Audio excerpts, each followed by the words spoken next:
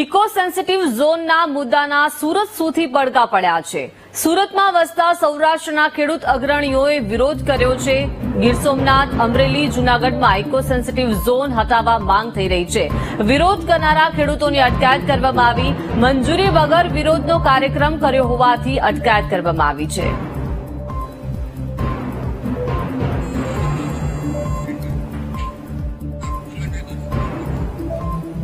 તો મંજૂરી વગર વિરોધ કાર્યક્રમ થયો હતો, જેના કારણે વિરોધકર્તાઓની અટકાયત કરવામાં આવી છે। સૌરાષ્ટ્રના ખેડૂત અગ્રણીઓએ આ વિરોધ કર્યો હતો। સુરતમાં વિરોધ થઈ રહ્યો હતો અને સુરતમાં વસતા સૌરાષ્ટ્રના ખેડૂત અગ્રણીઓએ વિરોધ કાર્યક્રમની મંજૂરી ન લીધી હતી, જેના કારણે તેમની અટકાયત કરવામાં આવી છે।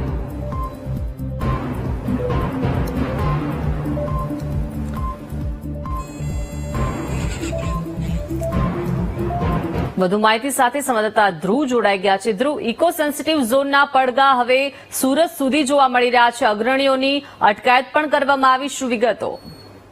બિલકુલ, સુરતમાં આજે વહેલી સવારે જે ગીર સોમનાથ, જૂનાગઢ અને અમરેલી સહિતના જે ગામોની અંદર જે ઇકો સેન્સિટિવ ઝોન દૂર કરવાની માંગ કરાઈ રહી છે, તેના જ હવે પડઘા સુરતમાં પણ જોવા મળ્યા છે। અને સુરતમાં પણ જે આ ગીર સોમનાથ, જૂનાગઢ, અમરેલીમાં રહેતા કેટલાક ખેડૂત અગ્રણીઓ જે છે તેમણે વરાછા વિસ્તારમાં જે સરદાર પ્રતિમા આવી છે તે સરદાર પ્રતિમા નજીક બેનરો, સૂત્રોચ્ચાર સાથે વિરોધ પ્રદર્શન કર્યો હતો।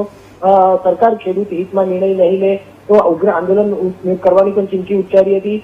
જોકે જે પ્રકારે તેઓ આ વિરોધ અને સૂત્રોચ્ચાર સુરત ખાતે કરી રહ્યા હતા ઇકો સેન્સિટિવ ઝોનને લઈ, અને આ અંગેની કોઈ પરમિશન નહોતી લેવામાં આવી, તેને લઈ જે વરાછા પોલીસે તેમણે પણ 30 થી વધુ જે ખેડૂત અગ્રણીઓ જે છે તેમની અટકાયત કરી હતી અને જે ધરણા અને વિરોધ કરી રહ્યા છે તેમને ત્યાંથી દૂર કરાયા હતા।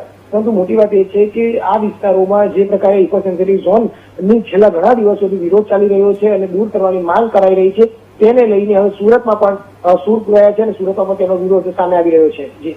જી આભાર ધ્રુવ, વિગત આપવા બદલ।